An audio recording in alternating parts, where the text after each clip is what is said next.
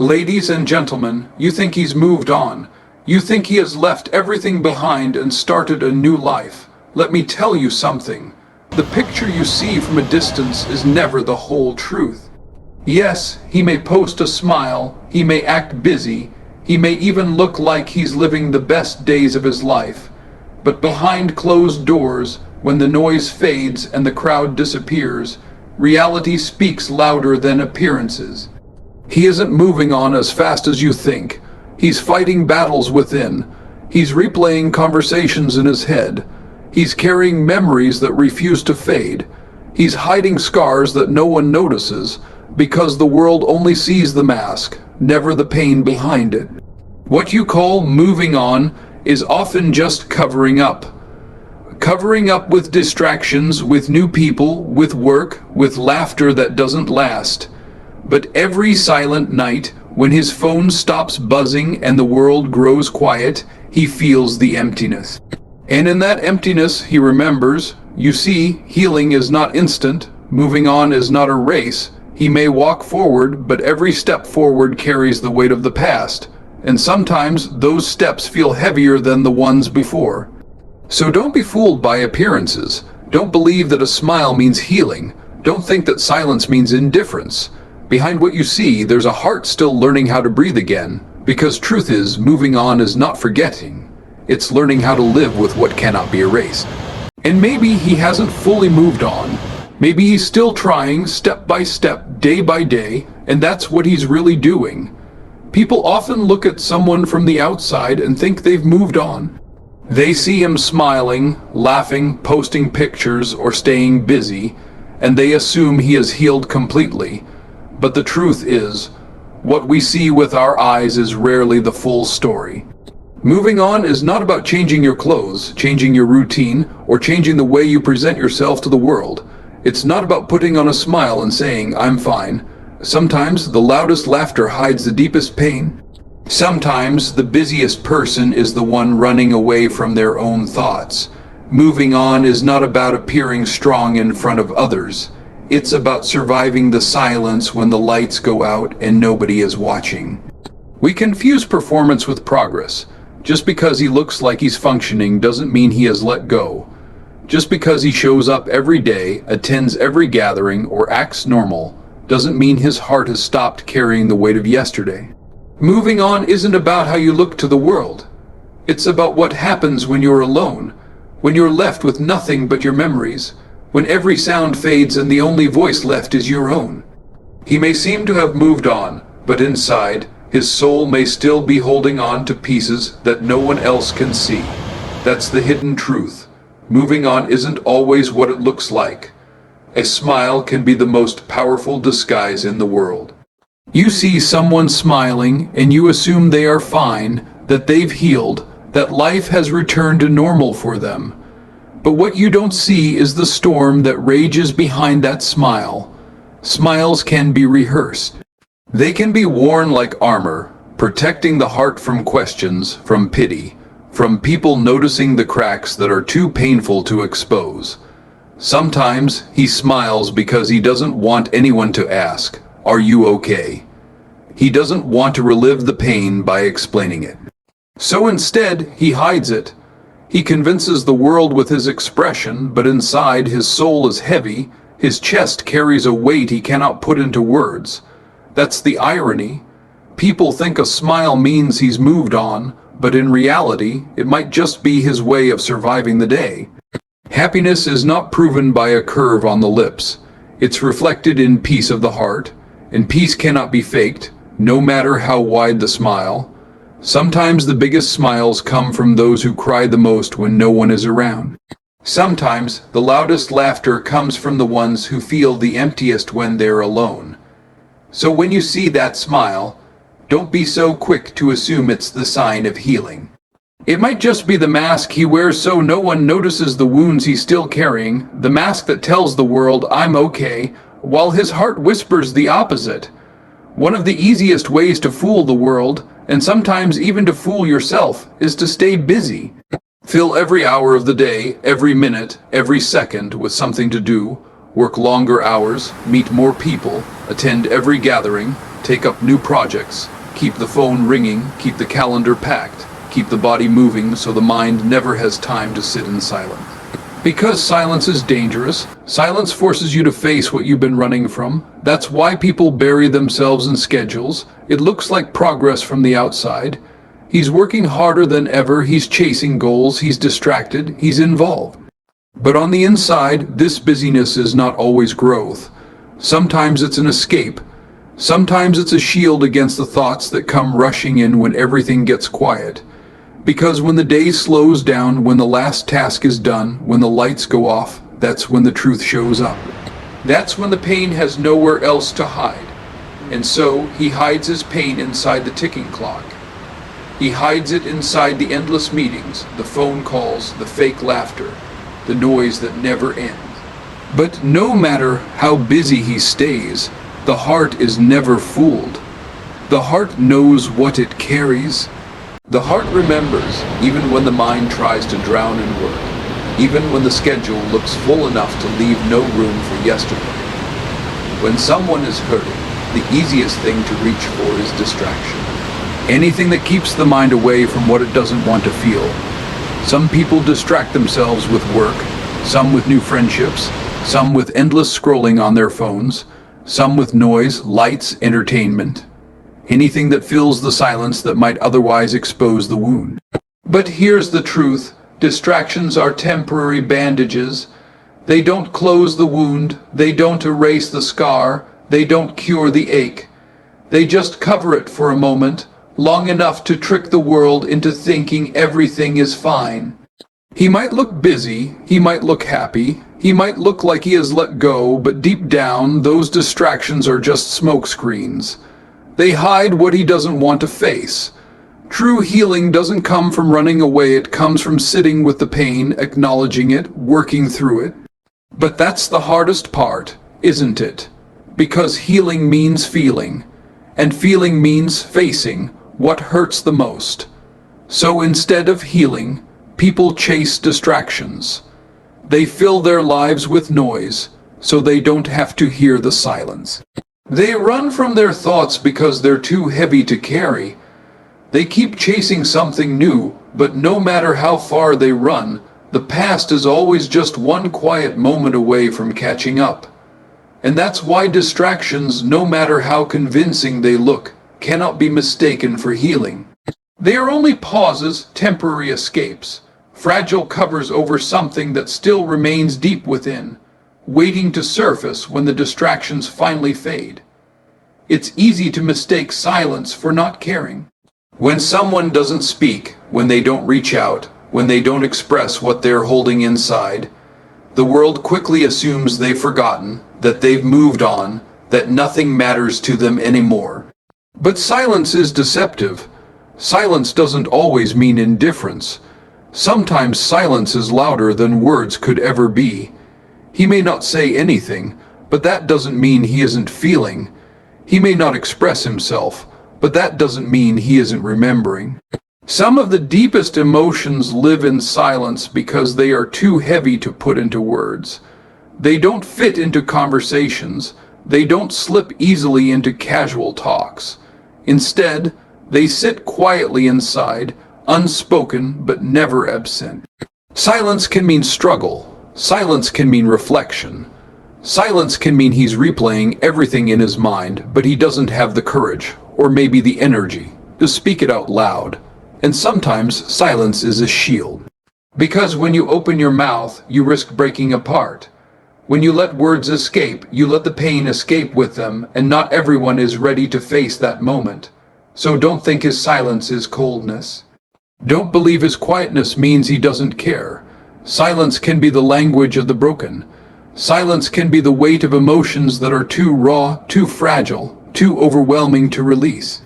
And while the world assumes indifference inside, silence is often the proof that he feels more than anyone can see. In today's world, people judge healing by what they see on a screen. They scroll through posts, look at pictures, watch stories, and from those little snapshots, they create an entire story in their minds. He must be happy now. He must have moved on. Look at him smiling. Look at him enjoying life. But social media is not reality, it's a stage. And like any stage, it allows you to perform the version of yourself you want the world to believe. He can be shattered inside and still post a smiling picture. He can be lonely at night and still upload a photo surrounded by friends. He can be carrying the heaviest pain in his chest and still write captions about joy, peace, or success. Because the truth is, social media is not designed to show pain. It's designed to hide it. It's designed to create illusions, to broadcast what looks beautiful, not what feels broken. The world looks at these posts and assumes he's moved on, but nobody sees the moments before the picture was taken. Nobody sees the tears that came after the post went live. Nobody sees the reality that hides between those curated moments. They only see what is presented, not what is lived, and that's the danger. Believing that the highlights we see online are the whole truth. They are not. They are fragments, they are masks. They are the carefully painted walls built to protect the vulnerability behind them. So when the world judges his healing by what appears on a screen, they judge shadows, not substance. They believe the mask, not the man. Because social media can display smiles, but it can never reveal the silence of his heart, the weight of his nights, the truth of what he's really carrying. Daytime is easy to hide in. The noise of traffic, the voices of people, the endless tasks, the buzzing of phones, these things act like armor, distractions that keep the heart from being too loud. But when night falls, when the world gets quiet, when the phone stops ringing, when the lights dim and the crowd disappears, that's when the truth comes alive. Nights are not just hours of darkness. They are mirrors reflecting the things you tried to run from all day. It's in the night that unspoken feelings rise to the surface. Thoughts you've buried suddenly start whispering. Memories you thought you had forgotten replay themselves in your mind like an endless film. The silence of the night becomes louder than the noise of the day, and in that silence you cannot pretend anymore. The mask comes off because there is no one to perform for. That's why nights are heavy. He may laugh in the afternoon, he may smile in the morning, he may act strong in the evening, but at night, when he lies awake staring at the ceiling, the weight presses down harder. The questions grow louder. The emptiness becomes sharper. Nights expose the truth that the daylight successfully hides, and it's during those nights that you realize moving on is not just about the days you survive, it's about the nights you endure. Nights test you in ways nothing else can, because in the darkness, every unspoken feeling comes knocking, every hidden pain demands attention, and every unanswered question refuses to let you rest. People think that when two lives go separate ways, everything attached to them fades too. They assume that distance erases presence, that time dissolves the past, that separation automatically means forgetting. But memories do not obey distance. They don't dissolve simply because someone is no longer near. Memories live in the smallest details, and they linger long after the person is gone. He may try to move on, but the past follows him everywhere. A song on the radio, a scent in the air, a familiar street, a phrase overheard in conversation. Suddenly, without warning, the mind drags him back to a moment he thought he'd left behind. That's the power of memory. It is not controlled by willpower, it is triggered by life itself. And when it comes, it doesn't ask permission, it doesn't knock politely. It invades. Sometimes those memories bring a smile, other times they bring a heaviness that feels unbearable. They are unpredictable, but they are constant. Because when you have lived something deeply, when you have shared parts of your soul, those moments are stitched into your being. You cannot rip them out without tearing yourself apart. That's why moving on is not the same as forgetting. You don't erase the past. You learn how to carry it, and no matter how far he goes, no matter what new roads he walks, the memories will always walk beside him. They will appear when he least expects them, reminding him of what was, whispering pieces of what still is, lingering quietly even in the spaces he tries hardest to keep empty. We live in a world that expects everything fast. Fast food, fast connections, fast results. And sometimes people expect fast healing too. They think heartbreak, loss, or pain should be something you can just get over in a few days, a few weeks, maybe a few months. But healing does not follow the timeline of the world. Healing moves at its own pace, and that pace is often slow, uneven, and unpredictable.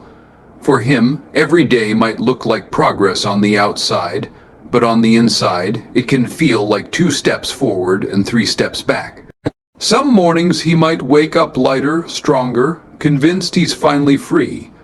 But then one memory, one smell, one place can pull him right back into the heaviness he thought he'd escape. And that cycle can repeat itself over and over, until he learns that healing is not a straight line. It's a winding road. Healing is messy. It comes with relapses, with moments of strength and moments of weakness. It comes with nights where you feel at peace and nights where you feel like you're starting from the beginning again. That's the nature of real healing. It cannot be rushed, it cannot be forced, it cannot be packaged neatly for the comfort of others. It demands time, it demands patience. It demands that you sit with pain long enough to understand it, rather than trying to erase it. And though the world may look at him and say, he should be over it by now, the truth is, only he knows the weight of what he carries.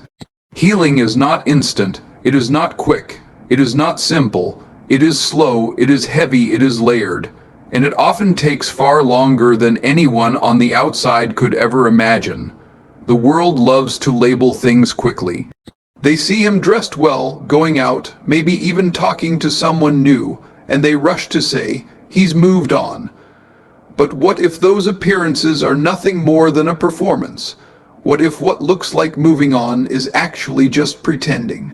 Pretending is easier than explaining. Pretending keeps questions away. Pretending convinces others that you're fine, even when you're breaking inside. He may laugh louder, not because he's happy, but because he doesn't want anyone to hear the silence in his heart. He may act confident, not because he feels strong, but because he's terrified of being seen as weak. And when people call it moving on, he accepts the label, because correcting them would mean exposing wounds he's not ready to show. Pretending becomes a habit. The smile, the jokes, the busyness, the confidence. It all becomes a mask he wears so well that even he starts to confuse it with reality at times. But when the crowd leaves, when the phone goes silent, when he is left alone with his thoughts, the mask falls away. And in that moment he knows the truth. He hasn't fully moved on. He's just been pretending to. And maybe that's why so many people look like they've healed when they haven't. Because pretending is easier than patience. Pretending is faster than real healing. Pretending convinces the world, but it doesn't convince the soul. And so he continues the act, not because he's free, but because sometimes it feels safer to wear the costume of moving on than to admit the battle he's still fighting inside. People think moving forward means leaving everything behind, as if one day you can simply shut a door, walk away, and never feel the weight again. But the truth is every step forward still carries the past. You can walk into new places, meet new faces, start new routines, but the echoes of what once was don't vanish just because your feet are moving. The past is stitched into the soul. It follows in the smallest ways. The way he pauses at certain songs, the way his eyes grow distant when he passes familiar streets, the way his chest tightens at memories only he can see. To others, it may look like he's making progress, but inside he knows he's still walking with invisible luggage. No matter how fast he moves, those pieces of yesterday cling to him. And maybe that's what makes healing so complicated. It's not about running from the past, it's about learning how to carry it without breaking under the weight. Each step forward demands strength, not because the road ahead is difficult, but because the past insists on coming along. And some days, that weight feels heavier than the path itself. So when you see him smiling, working, living, you may think he has left it all behind. But the truth is, the past still whispers in every step he takes. He carries it in silence, hoping one day it will feel lighter, hoping one day those steps won't tremble under the memories that walk beside him. Time can close wounds, but it never erases them completely. The bleeding may stop, the sharp pain may fade, and the days may grow easier to endure. But the scar always remains. A scar is proof that something happened, proof that something was once broken, proof that healing had to take place. And even though it no longer bleeds, it still carries the memory of the wound. For him, that's exactly what it feels like.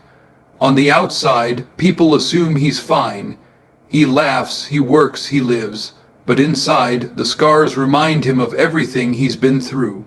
Sometimes those scars ache when life presses too hard. Sometimes they burn when something familiar touches them. They are constant reminders that even though he has survived, survival does not mean forgetting. Scars are permanent teachers. They whisper of the battles fought in silence, the tears shed when no one was watching, the strength it took to keep breathing when everything inside felt shattered. And while people may overlook them, he knows every scar by heart. He knows what each one means, what each one cost, what each one changed. And that's the thing about scars. They don't disappear when the world stops paying attention. They remain long after others have moved on, long after the story seems finished, long after the world assumes there's nothing left to feel. They remind him that healing doesn't erase, it reshapes. That even when the wound is no longer open, the mark it left behind will forever be part of him, shaping the way he sees, the way he feels, the way he trusts. Laughter is one of the easiest things to misinterpret. When the world hears laughter, they instantly connect it to joy, to healing, to freedom. They believe that if someone can laugh, then surely they must be fine. But laughter is deceptive. Laughter can be genuine, yes, but it can also be the loudest cover for emptiness. He might laugh at jokes, smile in conversations, even seem like the life of the gathering. And yet, when he walks away from that crowd, the silence swallows him whole. The same voice that laughed loudly an hour ago becomes quiet, heavy, almost suffocated by the emptiness waiting inside. The contrast is invisible to others, but it is undeniable to him. That's the tragedy. People judge the outside and never see the inside. They believe in the performance but never ask about the silence that follows. They hear the laughter but never notice the hollow echo behind it. Because the truth is, laughter can coexist with pain. A person can laugh in the moment but still feel broken when the moment ends, and sometimes the louder the laughter, the deeper the emptiness it tries to cover. It's a shield, a distraction, a way of telling the world, look at this sound, don't look at my silence. But once the audience disappears, once the mask is no longer needed, the emptiness rushes back stronger than before. The world sees the laughter, but the emptiness, only he feels it, only he knows it, only he wrestles with it in the quiet places no one else can reach. People often misunderstand what it means to move on. They think it means forgetting, erasing, deleting, as if the past can be wiped clean like words on a chalkboard. But real moving on is not about forgetting. It's about learning to live with the pain in a way that doesn't destroy you.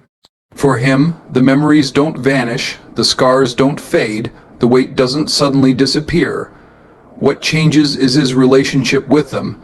At first, the pain feels unbearable, sharp, constant, like a wound that won't stop bleeding. But over time it shifts. It doesn't go away, it transforms.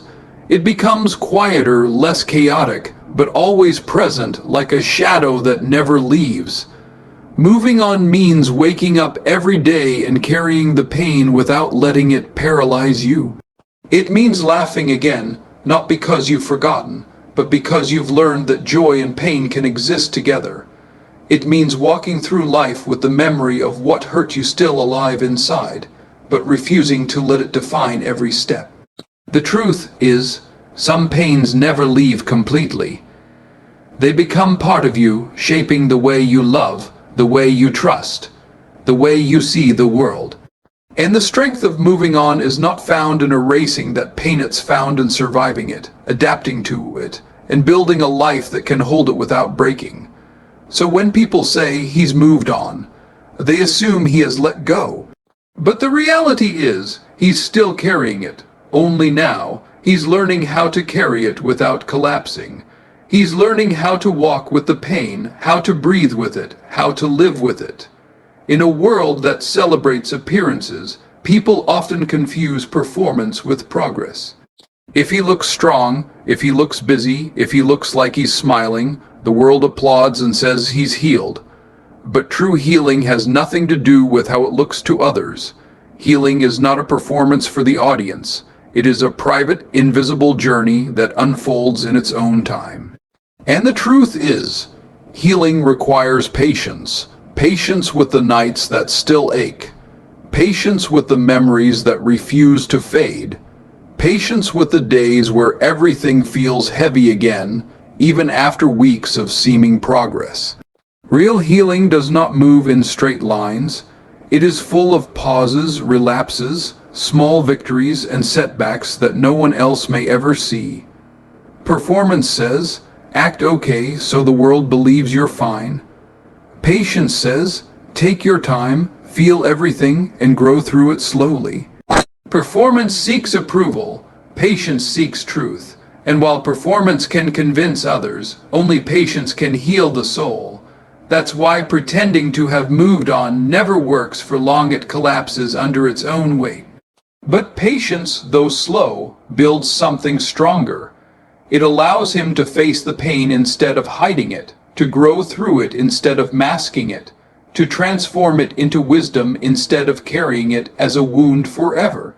So when you wonder what he's really doing, understand this. He isn't rushing, he isn't performing, he isn't healing on the world's schedule.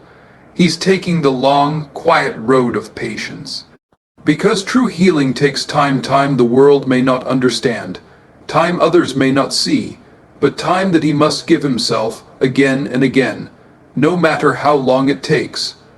So the next time someone tells you he's moved on, remember this truth. Moving on isn't about forgetting, it isn't about pretending, it isn't about replacing one chapter with another.